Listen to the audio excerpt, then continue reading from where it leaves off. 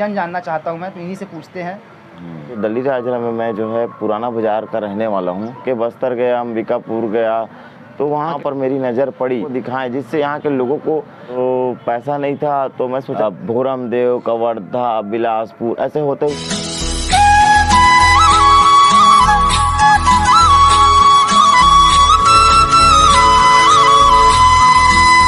जय जोहार, नमस्कार संगवारी हो, स्वागत है आप सबके।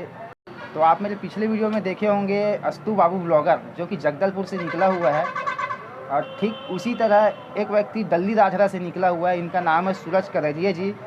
तो इनका साइकिल यात्रा करने के पीछे का रीज़न जानना चाहता हूँ मैं, तो इन्हीं से पूछते हैं। तो आपका साइकिल यात्रा करने के पीछे खास वजह क्या है, और दिल्ली राजरा में आप कहाँ के रहने वाले हैं?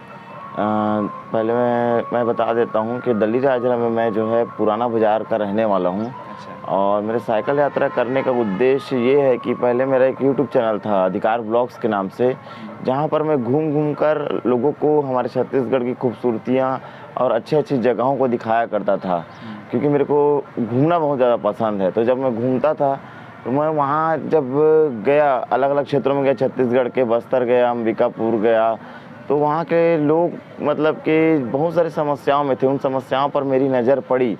तब मैंने सोचा कि क्यों ना, सब तो खूबसूरतियों को दिखाते हैं, तो हम क्यों ना वहाँ की समस्याओं को दिखाएं, जिससे यहाँ के लोगों को थोड़ा सुविधा हो सके, क्योंकि उन तक जो है मीडिया नहीं पहुँच पाता और वो लोग बहुत ज़्यादा ही समस्या में हैं। तो मैंने सोचा कि क्यों ना वहाँ तक जाएँ और वहाँ जाने के बाद उनकी समस्याओं को बनाया जाए, क्योंकि मेरे को लगा कि ज़्यादा अच्छा है कि अच्छा खूबसूरती दिखा करके हम किसी की अगर मदद करें जो वाकई समस्या में, तो ज़्यादा फ़ायदा होगा। इसलिए मैंने एक हमारा जो अधिकार ब्लॉग्स था, उसी तरह से मैंने एक अपना खुद का न्यूज़ चैनल चालू किया, जिसका नाम था मतलब है हमर अधिकार, जहाँ पर हम लोग जगह जगह जा कर के, मतलब हम लोग नहीं, मतलब मैं स्वयं सोचा कि पैसा भी नहीं था मेरे पास कि उतना लंबा ट्रेन, मतलब कैसे जाऊँ, कहाँ जाऊँ करके, कि लंबा मेरे छत्तीसगढ़ लगभग कवर करने का सोच रहा था, लेकिन कैसे जाऊंगा सोचा, तो पैसा नहीं था। तो मैं सोचा क्यों ना साइकिल से जाया जाए, क्योंकि साइकिल से यदि जाऊंगा तो मैं ज़्यादातर गांव में रुकूंगा और वहाँ की मतलब कि समस्याओं को ज़्यादा से ज़्यादा जान पाऊंगा। लेकिन यदि मैं गाड़ी से जाता हूँ या बस से जाता हूँ या ट्रेन से जाता हूँ, मतलब बाइक से, बस से, ट्रेन से, तो मैं जो है सबसे नहीं जुड़ पाऊँगा। मैं अभी लगभग मेरा ये 6वां दिन है, मैं लगातार सफ़र कर रहा हूँ। अभी मैं रायपुर में हूँ, तो अभी लगभग हम लोग राजनांदगांव और मतलब दिल्ली राजरा से राजनांदगांव और खैरागढ़, भोरमदेव, कवर्धा, बिलासपुर ऐसे होते हुए बहुत सारी जगहों से आया। तो उन सभी जगहों में मैंने रात बिताई, उन सभी जगह में रोड पर सोया, तो लोगों की समस्याओं को, मतलब मूल सुविधाओं को मैं वहाँ के जड़ से जानने की कोशिश किया, मेरे को समझ में भी आने लगा। तो इसलिए मैंने इसे स्टार्ट किया ताकि लोगों की भलाई कर सकूँ। अच्छा, तो लगभग आप अभी तक कितना किलोमीटर तक साइकिल चला चुके हैं? अगर मैं अपना दिल्ली राजरा से इस जगह की बात करूं तो लगभग मेरा 450 किलोमीटर का सफ़र पूरा तय हो चुका है, क्योंकि हम लोग सबसे ज़्यादा लंबे रूट से आए हैं, भोरमदेव होते हुए, कवर्धा होते हुए बिलासपुर, और वहाँ बिलासपुर में भी घूमे साइकिल से, रायपुर भी आए, तो लगभग 450 किलोमीटर का सफ़र हो चुका है। तो जब आप साइकिल में निकलने का सोचे, तो आपके फैमिली वालों का रिएक्शन क्या था उस टाइम? वो लोग तो यकीन नहीं कर रहे थे कि तू सच में जा सकता है करके, क्योंकि मैं 7 साल बाद जो है साइकिल पकड़ा हूँ। नहीं तो बिल्कुल घर में रहता था, मस्त खाना पीना एकदम टाइम पे मिल रहा था, और बाइक है अपने पास तो बाइक में घूमा करता था, तो लाइफ में कोई टेंशन नहीं था। लेकिन देखा कि लाइफ में यार लोग समस्या में हैं और कुछ करना भी है उनके लिए, तो मैंने इतना बड़ा डिसीजन लिया। तो मेरे पास तो साइकिल भी नहीं था, तो मैंने मांगा, मेरे फ्रेंड है उससे, तो वो साइकिल दिया, तो मैं घर लाया। तब वो लोग तब भी यकीन नहीं कर रहे थे, वो लोग सोचे कि बस 1-2 दिन घूमेगा और वापस कर देगा। तो जब मैं सवेरे सामान पैक कर दिया पूरा, और मैं बोलूँगा मैं जाऊँगा ही करके, तो उन लोग का यकीन ही नहीं हुआ। उन लोग को लगा कि अब जाएगा तो आधा बीच से वापस आ जाएगा करके। लेकिन जब देखे कि ये बंदा वाकई में बिलासपुर तक पहुंच गया, वो भी सबसे ज़्यादा लंबे रास्ते से, तो उन लोग को बहुत अच्छा लगा। और अभी फ़ोन करके पूछते हैं हाल चाल और बोलते हैं कि ठीक है, आराम से आना है टाइप का। तो इनकी सोच को देख लीजिए, सीएम सर के ऑफिस जाने वाले हैं, जाएंगे भी तो लोग अपना मुद्दा लेके जाते हैं, लेकिन ये किसी और का मुद्दा लेके मतलब पूरे, मतलब जितने वासी है छत्तीसगढ़ के, जो भी वासी है, उनका मुद्दा लेके जा रहे हैं। तो इसके पीछे कोई खास वजह, आप अपना मुद्दा ना लेके छत्तीसगढ़ के वासियों का मुद्दा लेके सीएम सर के पास जा रहे हैं? हाँ, इसके लिए खास वजह ये है कि मैं बताया ना मैं आपको थोड़ी देर पहले कि मैं लगभग छत्तीसगढ़ के इतने सारे जगहों पर मैं घूमन आता था। खूबसूरतियों को दिखाने के लिए मैं कभी ट्रेन से जाता था, कभी बस से जाता था। तो मैंने समस्याओं को जो देखा ना कि लोग को पानी नहीं मिल पा रहा है आज के ज़माने में, जब सरकार चाँद तक जाना चाह रहा है।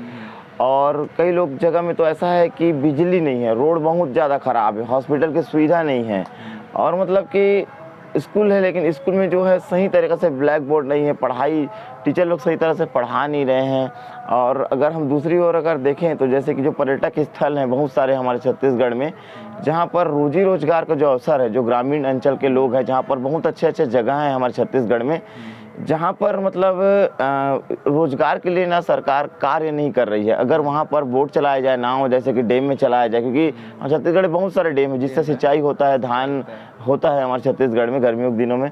तो अगर वहाँ पर हम लोग बोट चलाएं तो वहाँ पर भी रोजगार का अवसर होंगे। और ऐसे ऐसे प्राचीन स्थल है हमारे छत्तीसगढ़ में जिसको सरकार अगर थोड़ा सा प्रमोट करेगा तो आने वाले टाइम में विदेशी टूरिज्म को भी हम बढ़ावा देंगे। विदेशी लोग यहाँ पर आएंगे, विदेश से लोग यहाँ आएंगे तो यहाँ के जो निवासी हैं उनको कहीं ना कहीं बहुत ज़्यादा रोजगार मिलेगा। तो ये सारी चीज़ों को मैंने सोचा तो मैं बोला कि इस सारे मुद्दों पर लेकर के कोई भी बात नहीं कर रहा है। लोग राजनीति की बातें करते हैं, लोग जो है अलग अलग तरह के मतलब के लोग राजनीति की बातें कर रहे हैं, रोज़ ऐसे मतलब ऐसे चीज़ों पर बात कर रहे हैं जिन चीज़ों का मेरे हिसाब से तो उतना ज़्यादा हाँ ज़मीनी लेवल पर उद्देश्य नहीं होता है। जो अभी मतलब मैं देख रहा हूँ कि तो मैंने सोचा कि क्यों ना ज़मीनी स्तर पर हमारे छत्तीसगढ़ के खुद चल करके लोगों से मिलूं और लोगों के लिए मैं कार्य करूं, क्योंकि अगर हम नहीं करेंगे तो उस कार्य को कौन करेगा, इसलिए मैंने इसको चुना।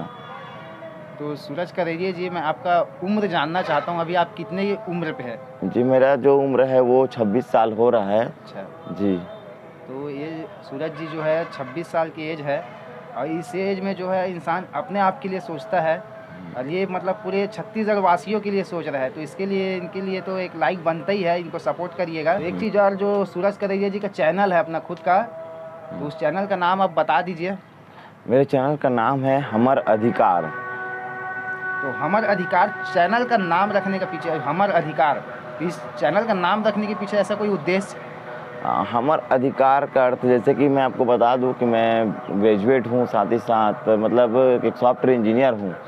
तो मैंने बहुत सारे न्यूज़ चैनल देखे, अलग अलग तरह के बहुत सारे न्यूज़ चैनल हैं, लेकिन एक ये जो हमारा न्यूज़ चैनल है वो हर तरह के मुद्दों को नहीं दिखाता है। मैं आपको बता देना चाहता हूँ, हमारा जो चैनल है वो बोला कि ग्रामीण जो अंचल के लोग हैं, जो आदिवासी जी लोग हैं, और साथ ही साथ जो समस्या में है जो जनता, उसके लिए कार्य करता है, उनके हक के लिए कार्य करता है। सिर्फ वही आएगा, इसमें राजनीति या एक्सीडेंट या डेली अपडेट्स नहीं आते। हमारे जो न्यूज़ है उसमें हम खुद जा करके सिर्फ और सिर्फ लोगों से जुड़े हुए उनकी समस्याओं को दुनिया के सामने लाते हैं।